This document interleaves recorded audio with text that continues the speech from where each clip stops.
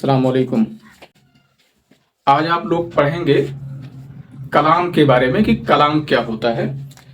इससे पहले कलमा की सारी किस्में और उसकी तारीफ हो गई है, क्योंकि आप लोगों को बताया गया है कि नहव का मौजू क्या है। मौजू नहव अल कलिमतु वल कलाम। तो नहव का मौजू कलमा और कलाम है। कलमा की तारीफ और इसकी तीनों किस्में इस्म, फेल और हर्फ, हर एक की तारीफ, उसकी अलामतें और उसकी मश्क, ये सब हो चुकी हैं। आज हम लोग जानेंगे कलाम क्या होता है। कलाम को और भी दो नामों से जानते हैं। कलाम को कभी जुमला मुफीदा और कभी मुरक्कब ताम भी कहते हैं। क्या सीखेंगे? कलाम क्या होता है, इस चीज को हम लोग सीखेंगे। तो जानिए, कलाम के वैसे अलग अलग किताबों में आपको अलग अलग तारीफ मिलेगी, लेकिन सबका मफहूम तकरीबन एक है। तो जो सबसे आसान तारीफ है उसको मैं यहां लिख दे रहा हूं। वैसे मैं दो तीन तारीफ लिखता हूं, उसको समझा दे रहा हूं। एक कोई आप समझ लीजिए तो तीनों आप समझ जाएंगे। कलाम क्या है? मा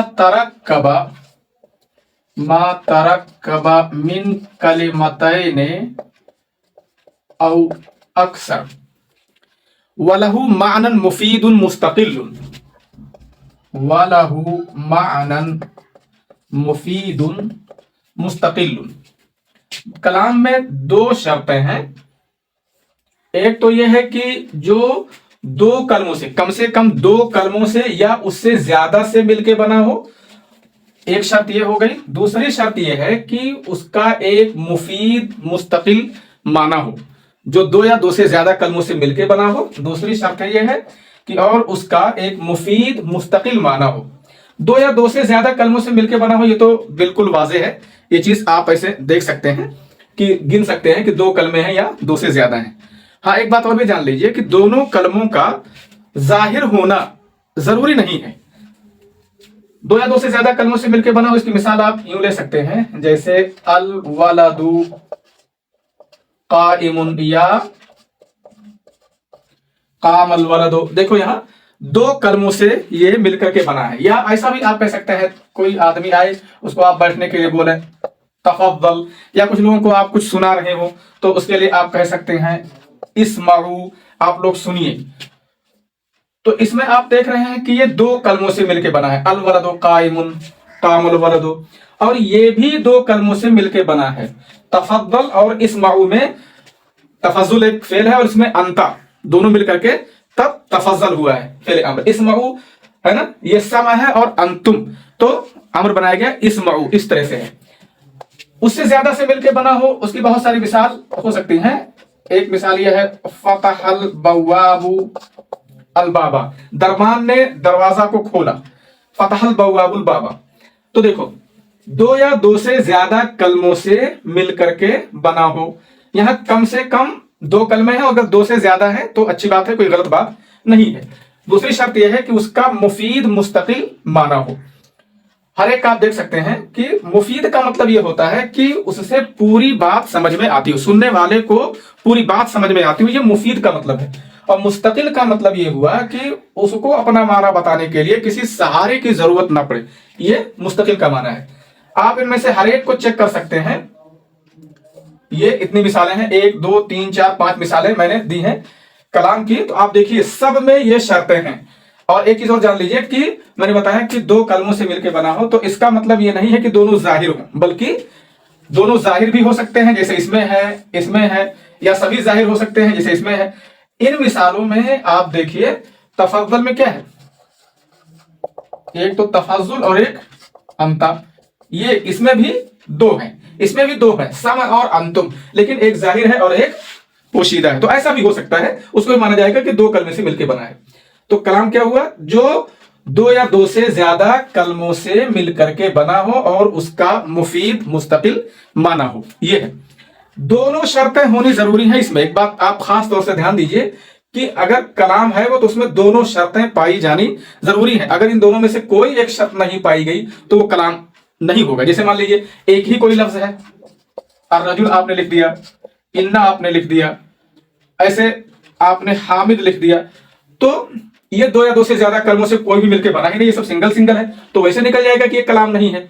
या कभी ऐसा हो सकता है कि वो दो या दो से ज्यादा से मिलकर बना हो लेकिन उसका कोई मुफीद मुस्तकिल माना ना हो। इसकी मिसाल आप यूं समझ सकते हैं, जैसे कहें कि गुलामो ज़ैदिन, यहां देखो दो से मिलकर बना है, या लौनो गुलामे ज़ैदिन, यहां है जैद का गुलाम। दूसरी मिसाल है जैद के गुलाम का रंग।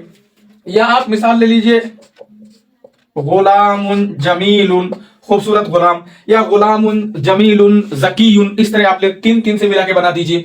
तो दो या दो से ज्यादा कलमों से तो ये मिलके बना है। देखो इसमें तीन है, इसमें दो है, इसमें दो है, लेकिन इसका मुफीद मुस्तकिल माना नहीं है। इस वजह से इसे भी हम कलाम नहीं बोल सकते कि गुलाम ज़ैदिन को हम कलाम बोले, गुलाम जमीलुन या लौनो गुलामे ज़ैदिन को हम कलाम बोल दें। इसी तरह से आदाद में भी आप कह दें कि आशारा तो रिजालिन, देखो ये दो से मिलके बना है। या हम कह दें अहदा आशारा रजुलन, ये दो से ज्यादा से मिलके बना है, अहद एक है, आशारा एक है, रजुलन एक है, तो दो से ज्यादा से मिलके बना है। क्यों इसको हम कलाम क्यों नहीं बोल सकते? क्योंकि खाली पहली शर्त पाई जा रही है और उसका मुफीद मुस्तकिल माना, इसके लिए कोई दाएं बाएं कुछ लाने की जरूरत है। जैसे हाउलाई अहदा आशारा रजुलन लौनो गुलामे ज़ैदिन जमीलुन, इस तरह से, या हाजा लौनो गुलामे ज़ैदिन, आगे पीछे कुछ ना कुछ लगाना पड़ेगा। ये मुस्तकिल नहीं है, माना मुफीद तो कुछ है लेकिन बगैर किसी का सहारा लिए हुए ये मुस्तकिल मुफीद माना नहीं देते हैं। तो ये हुई कलाम की तारीफ इस तरह से कि मा तरक्कब मिन कलिमतैन औ अक्सर वलहु मानन मुफीद मुस्तकिल। दूसरी किताब में आप अगर कलाम की तारीफ देखेंगे हिदायतुन्नह में खास करके, तो उसमें कलाम की तारीफ इस तरह लिखी है, अल कलाम लफ्ज़ुन तज़म्मन कलिमतैन बिल इस्नाद। कहीं कहीं कलाम की तारीफ आपको इस तरह मिलेगी, अल कलामु कौलुन मुफीदुन, वो सब एक ही चीज है। देखो क्या है, कलाम लफ्ज हो, तज़म्मन कलिमतैन बिल इस्नाद, ये तीन शर्तें जिसमें पाई जाएंगी तो वो कलाम होगा। पहली शर्त है कि लफ्ज हो। लफ्ज का मतलब क्या है? जिसको आप बोल सकें, जिसमें हरूफ हो। पहली शर्त है कि लफ्ज हो। लफ्ज का मतलब क्या है? जिसको आप बोल सकें, जिसमें हरूफ हो। इसका मतलब यह हुआ कि जो सही या गलत की अलामत है, जैसे मान लीजिए कहीं कोई पेपर में लिखा हुआ है ऐसे ऐसे लगा हुआ है निशान, तो ये सही की अलामत है, या ऐसे लगा हुआ है तो ये गलत की अलामत है। या आप किसी को ऐसे ऐसे इशारा करें तो इसका मतलब है कि आए फला शख्स यहाँ आओ, या ऐसे कहें तो इसका मतलब भाग जाओ, या इस तरह का और कुछ इशारा करें कि इसका मतलब है कि उसको नहीं, उस काम को नहीं, उस काम को करो। तो इस तरह की चीजें ये कलाम नहीं होंगी क्योंकि ये लफ्ज नहीं है। तो लफ्ज का मतलब है कि उसमें हरूफ हो। कलाम की पहली शर्त यह है कि वो लफ्ज हो, यानी उसको आप बोल सकते हो। सही गलत का इशारा करना, या किसी काम से ऐसे मना करना, या एक काम से मना करके कि ऐसे नहीं, ऐसे करके ये करना कि वो ना करो वो करो, तो इस तरह के इशारात जो हैं ये कलाम में नहीं आएंगे। हाँ, अगरचे बाज नाहवियों की राय है कि इशारा भी कलाम है, लेकिन इन्होंने साहिब किताब ने या हिदायतुन्नह के मुसन्निफ ने इसको कलाम में शुमार नहीं किया है, बल्कि उनके यहाँ कलाम के लिए लफ्ज का होना जरूरी है। सबसे पहली चीज ये है कि वो लफ्ज हो जिसको आप बोले। दूसरी शर्त ये है कि जिसको आप बोल रहे हो उसमें कम से कम दो कलमे हो। पहली बात लफ्ज है कि उसको आप बोल सकते हो। दूसरी शर्त यह है कि उसमें कम से कम दो कलमे हो। तज़म्मन कलिमतैन, दो कलमों पर मुश्तमिल हो, दो कलमे को शामिल हो। तीसरी शर्त यह है, तो दूसरी शर्त हो गई। तीसरी शर्त है बिल इस्नाद, यानी इस्नाद के साथ। इस्नाद का मतलब क्या हुआ, अभी मैं उसको समझाता हूं। देखो, एक शर्त हो गई कि लफ्ज हो यानी बोल सकते हो। दूसरी शर्त हो गई तज़म्मन कलिमतैन, दो कलमों पर मुश्तमिल हो। और तीसरी शर्त है इस्नाद के जरिया वो दो कलमों पर मुश्तमिल हो।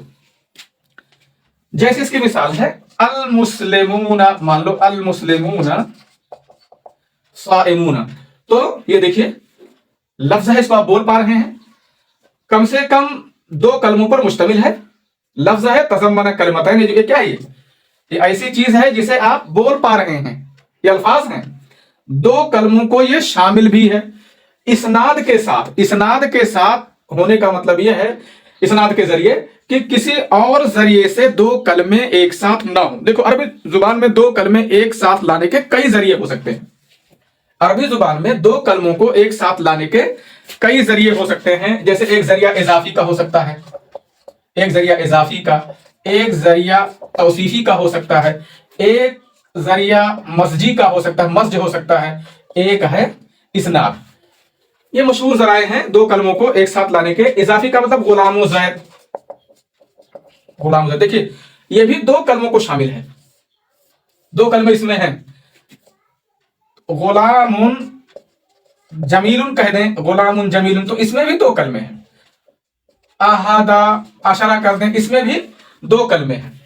اور الولد قائم کر دیں تو اس میں بھی دو کلمے ہیں. لیکن دیکھو یہاں جو ایک کلمہ دوسرے کے ساتھ ہے اس کا ذریعہ ہے اضافت. یہاں یعنی اضافی ہے ذریعہ، یہاں توصیفی ذریعہ ہے، یہاں مزجی ہے ذریعہ، اور یہاں اسنادی ہے. اسناد کا مطلب کیا ہوتا ہے؟ اسناد کا مطلب ہوتا ہے، اگر جو ہے کتاب کے اعتبار سے بحث کی جائے، بات کی جائے، تو اسناد کا مطلب یہ بتائے ہیں کہ ایک کلمے کی نسبت دوسرے کلمے کی طرف اس طرح سے ہو کہ سننے والے کو پوری بات سمجھ میں آ جائے.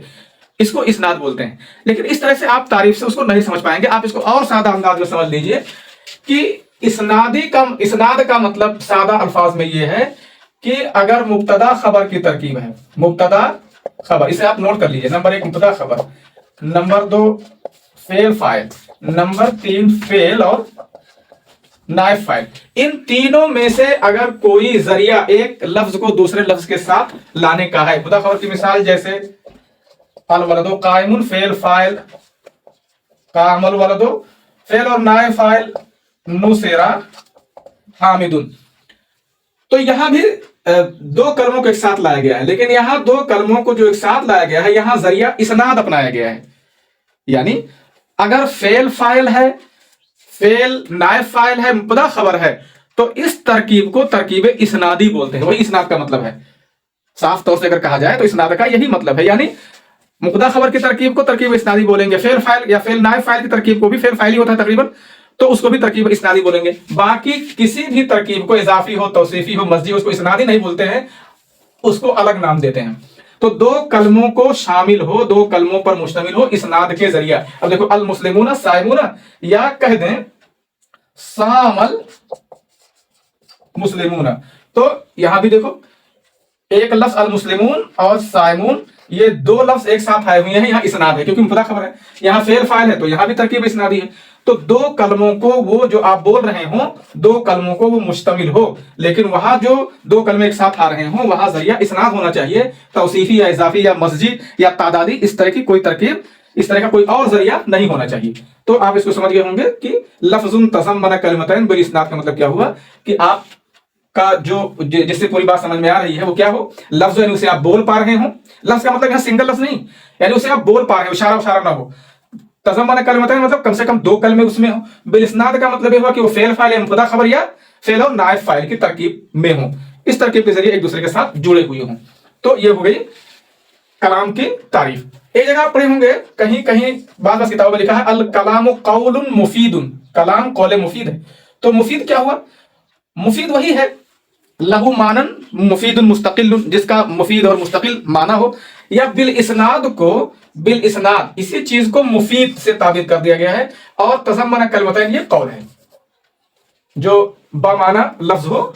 اور ظاہر سی بات اگر بامعنی لفظ ہے اور اس میں ایک سے زیادہ نہیں ہے تو مفید ہو ہی نہیں سکتا ہے. تو یہ کتابوں میں تعریف کی گئی ہے اس ڈھنگ سے، اسی کو کلام بولتے ہیں. یعنی کلام آپ یہ سمجھ سکتے ہیں کہ مبتدا خبر یا فعل فاعل مفعول، اس طرح کے جو جملے ہوتے ہیں اس کو کلام کہا جاتا ہے. امید کی آپ کو پوری بات سمجھ میں آ گئی ہوگی. السلام علیکم.